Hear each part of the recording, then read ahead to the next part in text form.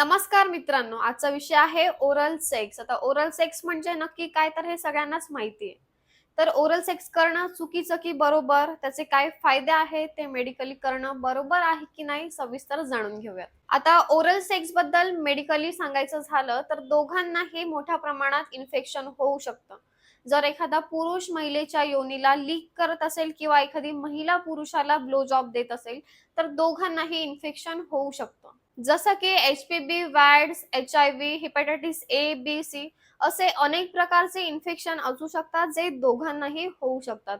ह्याला आपण sexual transmitted infection सुद्धा म्हणतो. आता हे करणं योग्य की अयोग्य याबद्दल सविस्तर जाणून घेऊयात.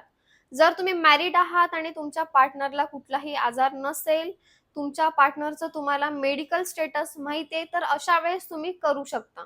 पण जर तुम्ही एखाद्या रिलेशनशिपमध्ये आहात किंवा तुम्ही कॅज्युअली करत असाल आणि तुम्हाला तुमच्या पार्टनरचं मेडिकल स्टेटस माहिती नाहीये, तर अशा वेळेस तुम्हाला मोठ्या प्रमाणात इन्फेक्शन होऊ शकतं, एखादा मोठा आजार देखील होऊ शकतो. त्याच्यामुळे तुम्ही हे करणं टाळलं पाहिजे. आता जाणून घेऊयात फायद्यांबद्दल.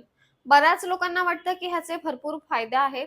पण तसं बघायला गेलो आणि मेडिकली बघायला गेलो, तर ह्याचे मेजर असे काही फायदे नाहीयेत.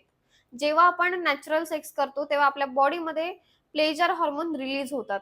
पण जेव्हा आपण ओरल सेक्स करतो, तेव्हा ते मोठ्या प्रमाणात रिलीज होत नाही. फायदा सांगायचं झालं तर तुम्ही प्रेग्नंट होऊ शकत नाही.